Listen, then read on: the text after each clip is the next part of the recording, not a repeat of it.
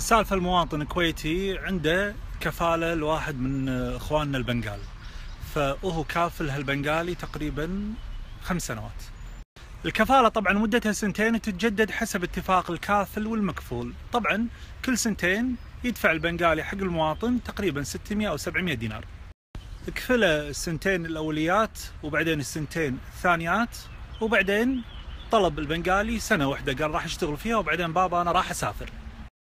وافق المواطن انه يكفل البنغالي لمدة 1 سنة، مع ان المواطن طماع كان يبي 2 عشان ياخذ زيادة فلوس، بس قال خلاص 1 سنة نص الفلوس. البنغالي خلال 5 سنوات جاب زوجته وجاب ولده عشان يساعدونه في الشغل والمعيشة. البنغالي مات أثناء السنة الأخيرة اللي كان بيقعد فيه له 5 سنة. المهم ولد البنغالي راح حق الكفيل في بيته وقال له ترى أبوي مات واحنا نبي منك الإذن بما انك انت الكفيل تجهز الأوراق وتخلصها عشان ندفن أبوي. هني كانت الصدمة ان الكفيل قال حق الولد ما عندي مشكلة انا اوقع الأوراق بس اعطوني فلوس. فقال الولد بابا ليش نعطيك فلوس؟ خلاص بابا كبير موت. رفض الكفيل وقال حبيبي تعطيني 700 دينار اوقع الأوراق الدفن، ما تعطيني 700 دينار قاعد أبوك في الثلاجة. البنغالي اللي توفى كان يشتغل شغلة العصر، يعني شغلة ثانية غير شغلته الرئيسية، فكان ينظف واحدة من المساجد ينظفها. المهم ولد البنغالي هذا راح حق الإمام وقال حق الإمام السالفة كاملة، قوم يا الإمام وخذ مجموعة من المصلين الناس الخيرة اللي بالمسجد وروحوا انصوا هالكفيل. حاولوا بالكفيل يا ابن الحلال غير بدل، يا ابن الحلال الرجال صار له 2 يومين بالثلاجة، ما يجوز تعجيل دفن الميت من السنة، ما يجوز خالف السنة. الكفيل كنا لان شوي قال خلاص دام جيتكم هذه يبقى ما ابي 700، اعطوني بس 400 دينار، بتعطوني 400 حياكم الله، ما تبون تعطوني خلوا رفيجكم ناقع بالثلاجة. جزاهم الله خير الإمام والمصلين، تحاططوا وجمعوا ال 400 دينار وعطوها الكفيل ووقع أوراق الدفن ودفنوا البنغالي. الآن يبدأ حق الله عليه. اللي بقول الحين الله سبحانه وتعالى شاهد علي اني ما زدت في حرف. الكفيل هذا متزوج وعنده ولد وبنت. بنته توها داشه الجامعة وهو فرحان فيها بأنها توها داشه الجامعة ومتعلمة سواقة، فتسوق سيارة على الخفيف.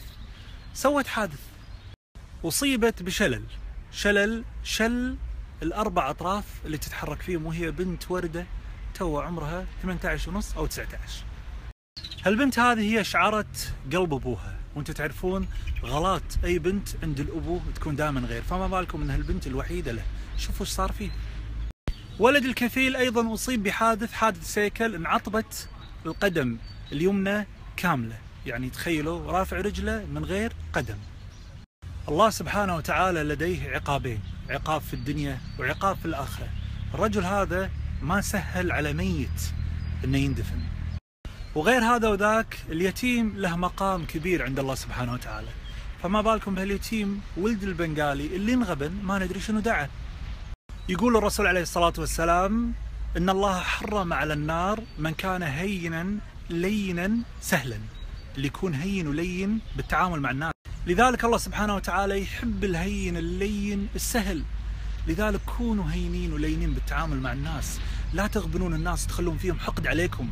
بتقولي يا ساري والله أنا أتعامل بهون مع الناس، لكن الناس اللي ترد علي بشيء بقولكم أنا شلون تعاملوا معاهم. الله سبحانه وتعالى معطي كل إنسان حق الله عليك.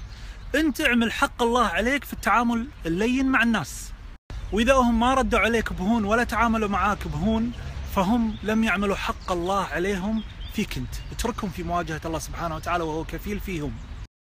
أخيرا الشخص من غير أخلاق هو لا يسوى. تعاملك مع البشر اعتبره تعامل مع الله سبحانه وتعالى، والله لن يضيع لك عملا.